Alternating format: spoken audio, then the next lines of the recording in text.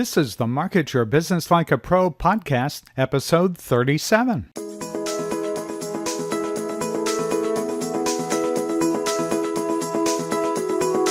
Welcome to the Market Your Business Like a Pro podcast with Ken Countess. Ken is an internationally recognized marketing expert.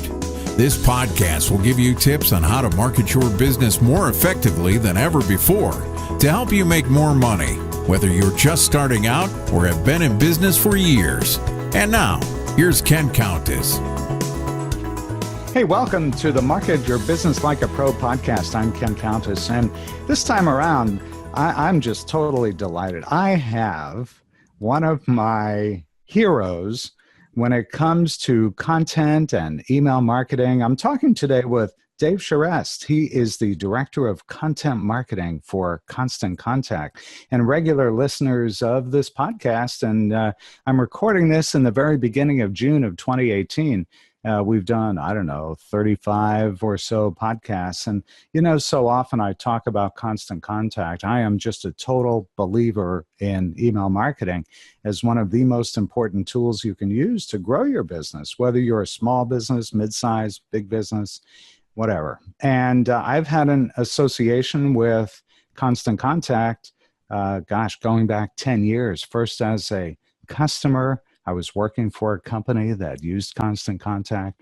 And then in 2011, I became one of their authorized local experts, one of the folks that went around the country or did stuff online to help talk about email marketing, and particularly for Constant Contact.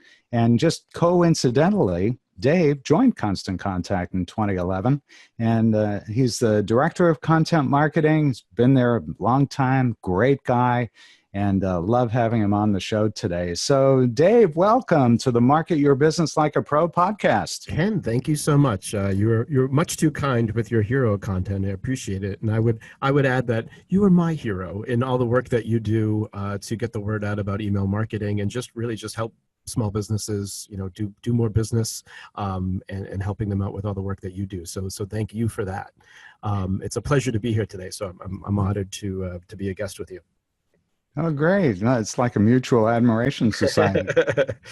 When you love what you do, it's not work. And I love helping businesses figure out how to market their business. And,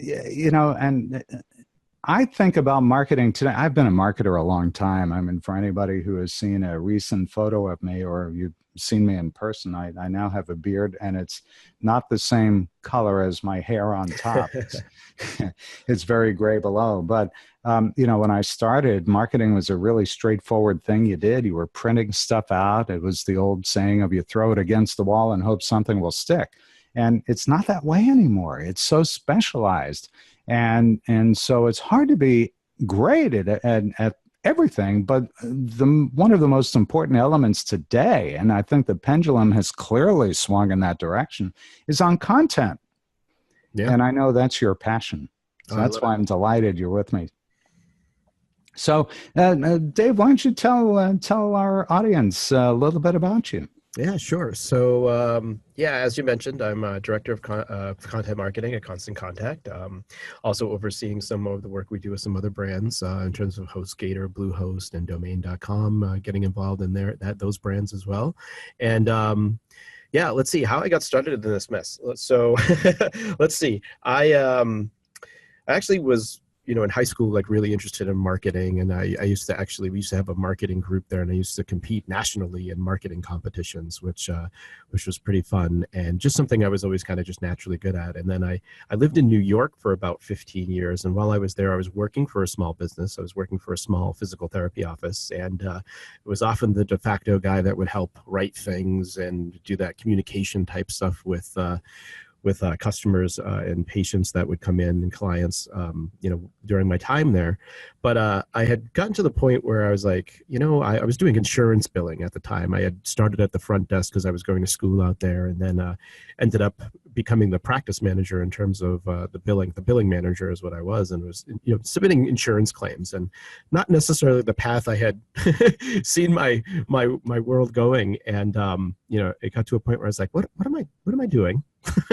Why am I doing this? And so I started to think about, like, all right, so what would I do if I were doing something different? And I I was like, I really do like marketing. I should really start to look into this again. And it was kind of the time where, kind of online marketing was still relatively new. So I started kind of getting on and just consuming a lot of information and kind of training myself. And I got into copywriting and things like that. I took a couple of courses at a college out there, and, learned about kind of ad copywriting. And then I started getting into the direct response stuff. And then I decided I had the opportunity, the way my wife was taking a full-time job, and we had just had kids, and they were very young. And so the way things kind of swung is like, you know what, you're going full time. Let me kind of start my own thing, and I'll build up a little bit of a side business. So I lined up a few clients, and I'll stay at home with the kids and do that kind of thing. And so we got that going for a while, and it started to get better at what I was doing, and was really good at that. And then along the way realized,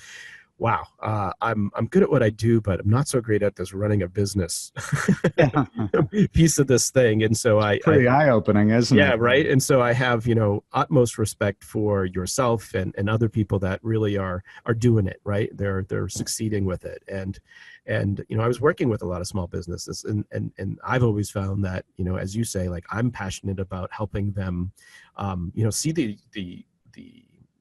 the benefit of what they could do with marketing. And a lot of times, you see a lot of people that we talk to, especially with a Constant Contact, is, the people that we're talking to are folks that are business owners first and marketers by necessity, I like to say, right? And so they're not even really interested in doing it, but they know they have to. And so how can we make that easier for them to do and see some benefit for that? And so I was doing that. And like I said, not so great at the business end of it on my side. And so was really looking for the opportunity to, we were moving back to the Massachusetts area, which we're based out of now, which was where I'm originally from. And so we were bringing, my wife and the kids out here. And so I started looking for other opportunities, and I happened to come upon a job description at Constant Contact, because I had a friend that worked there, and I saw them, and I was like, oh, let me see what's going on over there. Because that's, something I was doing. I was, helping small businesses do email marketing and content and copywriting and stuff with their websites and all that kind of thing. And they had a job opening for a content developer, and it was, if you need help with this or anything else related to marketing your business, reach out to us. Right. And I was like, yes, I do those things. And so it was just the perfect opportunity. I ended up, I knew somebody that worked there, and, reached out and was like, hey, is this thing still open? I'm looking to move back. Like, what's the deal? And so I spoke to the director at the time, and we hit it off right away. I had a lot of things I had been doing I was working as a director of marketing at a nonprofit theater at the time. I was doing some things there, and just like a lot of things that I had been wanting to do with content, and, just teaching small businesses how to do stuff. Like, we just really hit it off really well, and it was a great opportunity to start to apply that stuff at Constant Contact. And fast forward to today, like you said, and we mentioned earlier, I'm now the director of the content marketing team, and we've really been able to do a lot of really great things with the content we share and that we create. And I just that's how I got there, and really love doing it. That's great. And for those who have not come across the Constant Contact blog yet, wow, what an amazing resource. Not just on email, but other topics as well. So I encourage you, it's blogs.constantcontact.com or constantcontact.com/blog. Yeah, thank you for mentioning. Shameless plug, I guess. So what exactly is it? What excites you about what you're doing? Well, for me, it's a couple of things. I really love storytelling, right? I love kind of sharing information with people. And like I mentioned a little earlier, is that, I really love small businesses. I love shopping at small businesses. I love being around people that have these businesses, because it just makes me happy to see somebody say, I've always kind of had this conversation with friends a lot. I was like, you shouldn't be doing something that you don't want to do, right? Like, Right. you don't just do something. I mean, there are times you're doing things because you're just trying to make money and you know that's not where you're going to end up. But if you're in a place where that's, making you uncomfortable, or you're not feeling that, like, well, what can you do, right? And so I have utmost respect for those people that say, you know what, because it's difficult, right? What is the stat? Like, less than 50% of, small businesses make it past those first 5 years, right? And so it's like, it's a lot of work and there's a lot of stress involved with that. And we know there's small business owners are wearing many hats. But there's nothing like that experience of working with somebody that has a small business, right? It's just so different, especially now where everything is so, homogenized in the sense of like, there's a corporate this and a corporate that, and, there's a McDonald's on every corner, that type of thing, right? And it's like, I just love being able to, one, understand that audience really well and tell stories that not only help them see the value in doing something a particular way, but then actually walking through and thinking through, all right, let's think of the reality here, right? Because I feel like a lot of marketers or a lot of marketing channels, right, they talk about things in theory and they talk about things kind of based on a perfect reality, where, as we know, that perfect reality doesn't exist, right? And so you really need to think about, how do we create content in a way that allows people to fit it into what they do, what is the reality of their day like, and how can we do that? And so I love that challenge of coming up with that and doing that. But more importantly, we have a philosophy here that I share with my team all the time, and it's simply, all good things come from focusing on the people you're trying to reach and helping them become more successful. And if we can do that, whether that's showing somebody the value of what a Facebook page can do for them and then how to set it up, or thinking about how they can use email marketing and then how to actually think about writing the content in their emails, or thinking about what times to send or how to get better open rates. Any of those things, if just one person finds that stuff and then applies something and they get a better result, like, I can't think of anything better as an outcome from the work that we do. And that's what really excites me about the opportunity to be in front of people and help them find success with their marketing. Yeah. Oh, that's so great. One of the stories I love to tell, I probably tell it more often than I should, but I still love to tell it, is one of the classes I taught. Oh gosh, this is back in 2012. There was a small business, they kind of worked out of their garage. The owner of the business had worked at one of the big companies that sells things called Yellow Pages directories, and stuff. Those things, yeah. Yeah, those things. I use them as doorstops now. Yep. Yeah. And she used to sell, was really successful, and then the world changed. And so she wound up getting in the promotional specialties business. And it became a family business that was running at about $50,000 in revenue a year.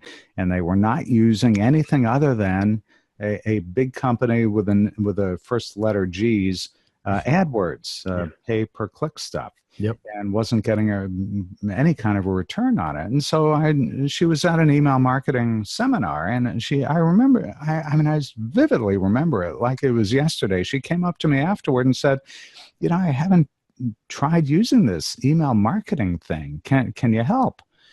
And here we are. Let's see, that was 2012. She started using Constant Contact in 2013. They were running at about $50,000 a year consistently. By the end of 2013, they were at $300,000. In 2015, $500,000. Last year, they closed in on pretty close to $1 million. And she credits me with the success, but I say, Patty, it's not me. I mean, you just took some learnings and applied them. Yep. Using some of the tools. I may have shown you what to do, but this is your work and your success. And wow, to go from 50,000 to nearly $1 million in 5 years' time. Holy smokes. Yeah, I love it. And so, it's things like that, stories like that continue to get me excited, probably you too, about the value that we as marketers can bring to a small business. Just, give them the tools to, help them succeed. Yeah, and like I said, a lot of times it's just, we have the brain for thinking of it that way, and a lot of times, like the small business owners that you often run into, they're experts at what they do, and Right. could run circles around us about what that is, and then it's kind of our job to help them find what's the thing that you can do or talk about that will get other people excited about your business, right? And so, yeah, I love hearing stories like that. It's fantastic to me. So congratulations, and congratulations to them for being able To to kind them, yeah. of grow the And by business. the way, it's a mutually beneficial relationship. I used the term mutual admiration society a little earlier. Well, for me, I go out and I speak a lot, and I'm in front of people, and I have clients who go to shows, and they're like, "Well, what should I get? What should I give away at the show?" And so I go to Patty, Yeah. right? I say, "Patty, you guys do this stuff every day. What is it that we should be using or that our clients should be using?" And, she goes through a pretty detailed process of understanding what the need is, what they're trying to achieve. And she comes up with ideas as someone who really understands not only the mechanics of, what you need to give away as promotional items, but why. Yeah. And what would work best for that kind of a show or audience or business and so on. So it's one of those things where when you're involved with small businesses, A, you can provide a lot of value, but B, you learn a lot in return too, and that's fun. Absolutely. So Constant Contact's a real pioneer when it comes to email marketing. I think the company's like 20 years old now, right? Yep, absolutely. We're just So this past year. Yeah. yeah. So can you take a moment and just, talk about, from your perspective, how has email evolved? That's a great question, right? Like, it's an interesting thing. A lot of times, I speak a lot as well, as you do, Ken. And, oftentimes I'll start a presentation about email marketing. What are we doing here still talking about email marketing, right? Yeah. Many, many years later, and it's been around for such a long time. And I think really the main reason we're still talking about it is that it's still prevalent, right? It's still one of the main things that people are using and doing. And I say we're addicted to it. yeah, right. I mean, what are the stats? If you like, need help with this 91% or of people anything check else their related email to at least marketing once a your day, business, like all reach that out type to of us. stuff, right? And so it's something that people still really use a lot, right? So it's a great opportunity to get in front of people. So that's one way. It's still the same.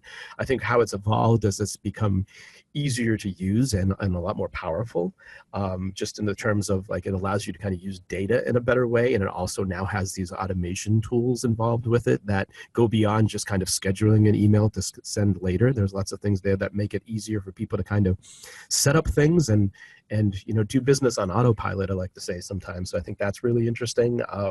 Other ways, I think the design has changed a lot. Obviously, with the mobile device, like, the things you need to design need to be mobile responsive. They need to be easily read on a mobile device. I think we're up to like 56% of emails are now opened on a mobile device, right? So it's things like that have changed and evolved with the product.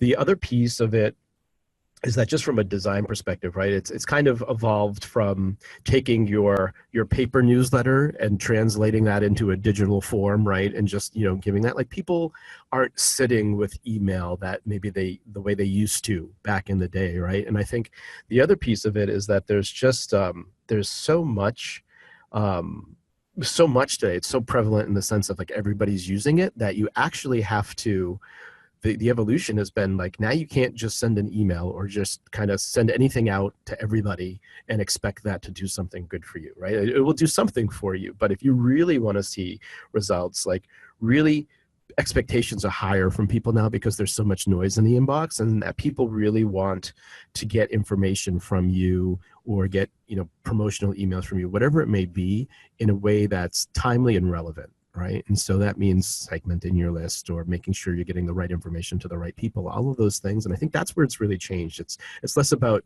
the general kind of what we'd call what spray and pray, right? Like, you're just blasting out something to a whole group of people and then seeing what happens. The benefit there is, with email marketing, of course, you've got people opting in and saying, yes, I want to hear from you. But if you're still doing that kind of spray and pray mentality, you're not really getting the most bang for your buck, so to speak, right? And so that's where I think now it's really evolved to this idea of sending timely, relevant emails that feel personal, and they're getting to the right people at the right times. And that's where it's really kind of evolved to. That's great. Thanks for that. Do you think there's a sweet spot where email marketing makes more sense for some businesses compared to other businesses or other So, tools?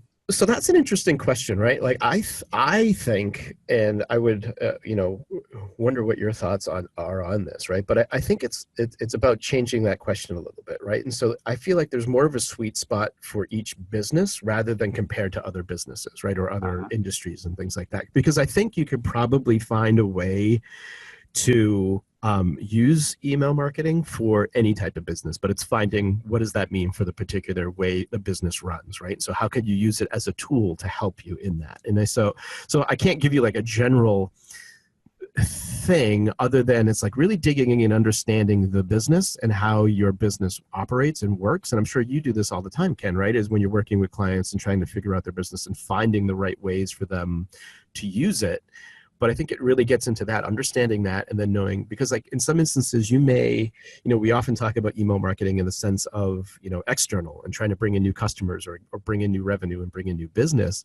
But there's also uses for it internally, right? You could use it as an internal communication tool depending on the size of your business, right? Maybe there's something that you need to do there, right? And so I think it's really just understanding the business and then looking for the opportunities where email marketing can actually help and support the business and extend some of the great work that you already do, right? And so I think it's often more based on that, right? What is the sweet spot for a particular business to use it versus a particular type of business? Because I think there's probably a way you could figure out to do it with most any business.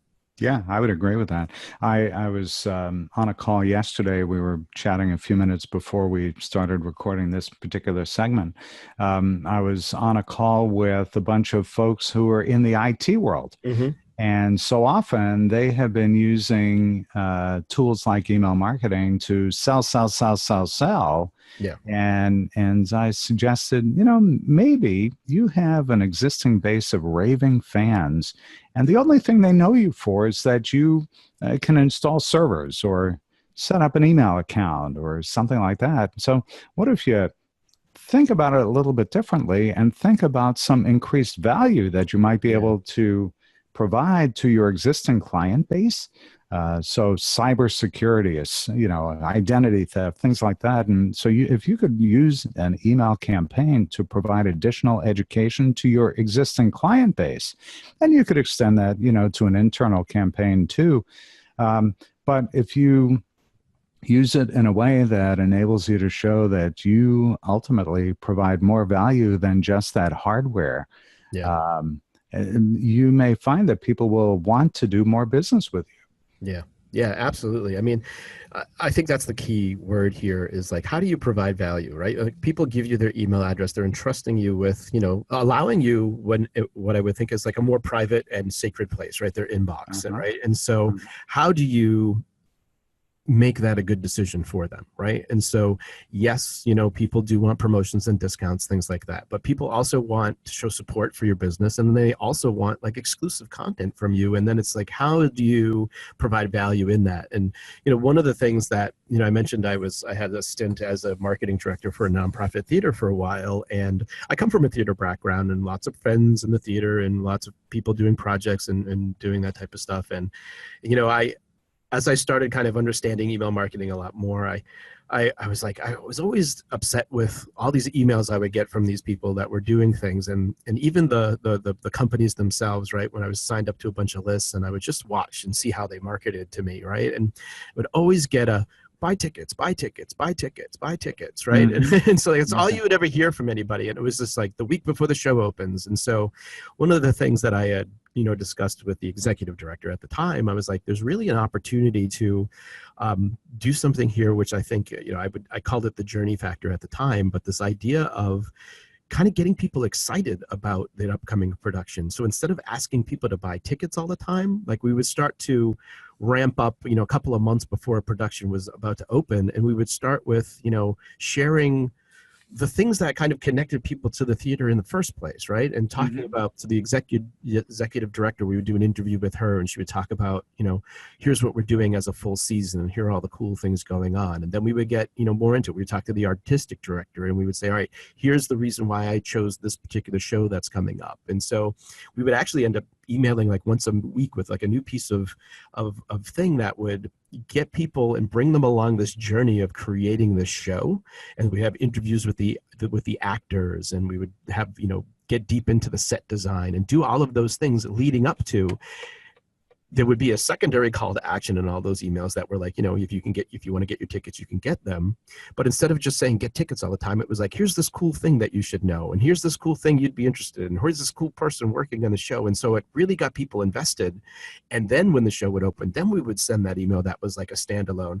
Hey, now the show is ready for you. Like, buy tickets. And we would get comment. People would love the emails, and they would always comment on like, oh, we love getting those. And, because we try to make them a little bit more personal too. And it's similar, like it's about providing value. Like, what are the folks that are in your audience? What are they interested in? How can you keep them engaged? How can you help educate them? How can you entertain them? How can you do those things in a way that makes sense for the type of business that you have? And then what you're going to find is they become more invested in your business or in your group or whatever it may be. And then the selling part actually becomes a lot easier, and it's just kind of like a natural byproduct of they see the value in that. Right. And so I agree with you 100%. It's all value is such a key word with this type of marketing channel. Yeah, that's great. What a great story you told. You are a great storyteller. You said well, thank you. So where do you find, Dave, and where do you find that business owners are most challenged when it comes to growing their business? Well, I think it's one of those things that I think it's probably been the same forever, right? Like, I think people are most challenged with, finding new customers. I think they're most challenged with retaining existing customers. And I think really finding the time to do everything that they need to do, right? I mean, I think, as you know, many, and yourself included, right? You wear a lot of hats, and there's lots of things you'd like to do, but it's just really finding the time to do that, right? And so I think it's really those same challenges, over and over again, is just how do we do those things? And I think, of course, that, email marketing is one of those channels that can kind of help solve for each of those things, right? And so when we talk about, setting up automation, and, we were, before we started recording here today, we were chatting about some things that you do.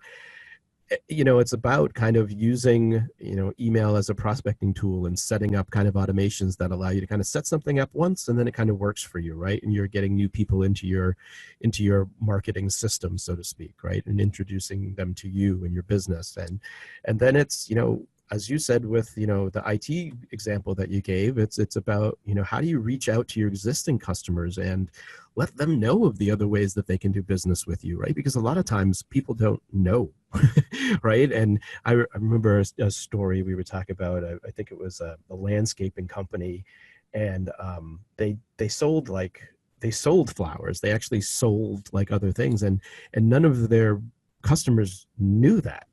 And then they sent like an email to we're like, send an email and let people know that you have this. And they got all these orders for flowers and people saying like, I didn't even know you did that. Right. And so it's like, you're always focused on these new customers all the time. And you forget about one of your most valuable assets is that your existing customers. Right. And I think email marketing is a way to easily stay in touch with them and reach them and let them know or get them at least aware of these things that they might not even know about your business. And so that's where I find, in terms of just saving you time, right? If you can automate a lot of this stuff, it allows you to put a little work in on the upfront, but then really save you a lot of time on the back end that allows you to solve for those problems, as I mentioned, finding new customers, retaining existing customers, and really just saving yourself time. Yeah. And, some of that anecdotal research that goes back forever says something to the effect of it costs 7 times more to find a new customer than to do more business with an existing customer. Yeah. And so in that example you gave of the landscaping company where they sell other products and people didn't know about it, wow, what a gold mine. Yeah. And their return on investment was probably through the roof. Well, I was looking at a stat the other day that was something like if you can have like a 5% increase in retention of your existing customers, that can actually increase your profits anywhere from like 25 to 95%. So, I mean, imagine, I mean, you mentioned the growth of that one company you were talking about earlier and how, that quickly escalated, right? It's just, it's amazing what you can do if you start thinking about, your existing customers more. I actually always love to focus there because I think that opens you up to finding more customers that are like the great customers that you enjoy working with. And like you said, it's going to be much cheaper for you in the long run. Yeah. And by the way, in that particular example I was talking about, they had a pretty big list to begin with because they'd been in business for such a long time. But they never let those customers know all the different products that they had that could serve that industry. And as I said, their growth has been explosive. Dave, out of respect for your time, I have a couple more questions for you. One was, is there something that's available on the Constant Contact platform that you think is way underutilized? Yeah, I would say definitely the automation pieces of it, right? And I think one of the reasons for that maybe is that there's a lot that goes into figuring out, okay, like what are the things that I'm going to actually send, right? And so my team and I we do a lot of work in trying to figure out how can we set up some simple kind of flows or some simple ways that people can think about it so that way they can start to apply that to their business and at least get their feet wet and start with something. And then get that set up, and then it works for you on autopilot, right? But gives you a way to figure. I always, people talk about best practices, and I think it's all really about finding your best practices. And we'll give you some places to start if you don't know where to start. But it's like once you get started, you follow what we lay out for you. Like you're probably going to see that work. My hope would be that as you see that work, you start to go, ooh. What else could I do here, right? And then you start to play around with it, right? And then you have all these benchmarks for your business and, in terms of open rates and what impact it's having on your business. And then you can start to play around and say, what if I did this? What does that look like, right? And so then you start to build on that and you start to learn and you start to get better at it. And so I would say this was a long way to get to automation, I think is one of those tools that is a time saver. You set it up once, you do it. We have resources that will help you think through how to do that. And it's just taking the time to kind of put those together so you can utilize that, because once you get it set up, it works for you all the time. And unfortunately, it feels, I think, a little too scary to people sometimes. I think another thing people run into when you say automation is that people feel like that's impersonal. And I actually would argue that the exact opposite is true, because when you're thinking about, we mentioned this idea of, getting the right messages to the right people at the right time, right? And so if you can think about using automation in a way that is speaking to a particular audience about a particular topic that they're interested in. For example, we have this thing called click segmentation, which allows you to put a link in to an email. And when somebody clicks on that link, they get added to a list that you set up on the back end. Then you can attach an automation to that. So it sends them follow-up information about the thing that they've expressed interest in. And that's just a really amazing way to make sure that, like, hey, somebody's saying, I'm interested in this. And then that you're getting timely and relevant information to them about that particular thing. And it actually feels a lot more personal because it's not like you're just sending out that kind of blast email to everybody like we were talking about earlier, right? And so I think there's just a huge opportunity there for small businesses. And we're seeing more to start to embrace that. But if you get ahead of the game and you start thinking about how you can use that for your business, I think you're really going to see things really kind of shoot off for yourself, Yeah. And I will say that Constant Contact's done a really great job of making it easier and easier to use automation. And the example that we were talking about earlier, there's one automation funnel we're using right now. The open rates are 70% because it's based on the targeted click segmentation that you were talking about, where it's only people that are interested in that particular subject are getting that string of emails, that sequence, and they love it. They're engaged. Yeah, that's fantastic. Yeah, it's really simple to use. Well, Dave Charest is Director of Content Marketing for Constant Contact. Dave, thanks so much for spending so much time with me today. How can people best reach you? This is your shameless promo or plug. Yeah, I mean, you can always get in touch with me on Twitter. The handle's at Dave Charest. The last name is Charest if you want to reach out to me directly. But I would say you can find me doing things on the Constant Contact blog from time to time. I would say blogs.constantcontact.com is a great place to start if you want to just get some insights and information on how to better market your business. So check out there and see all the great work that the team is putting together there to kind of help you guys do more business. So I would start there. Great. Dave, thanks so much. Great chatting with you, and I look forward to the next time we chat. Excellent, Ken. A great pleasure, and thanks so much for the opportunity to talk to you today. It's a pleasure. Bye for now. That was Dave Charest, the Director of Content Marketing for Constant Contact. Dave is a great guy. I've met him in the past. He's just a world of information on content marketing. And by the way, talking about content marketing, if you're not yet using Constant Contact for your email marketing, a great way to distribute your content, go to our website. That's marketyourbusiness.co/email marketing.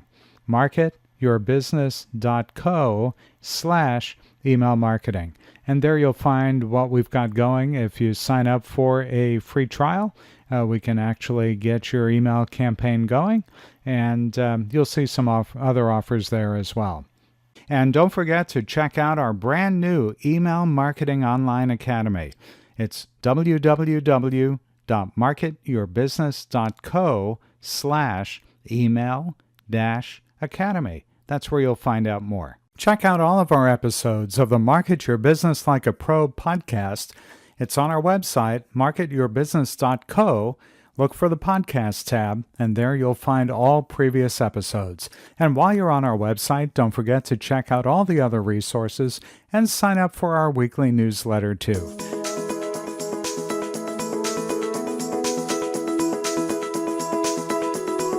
Thanks for listening to the Market Your Business Like a Pro podcast with Ken Countess.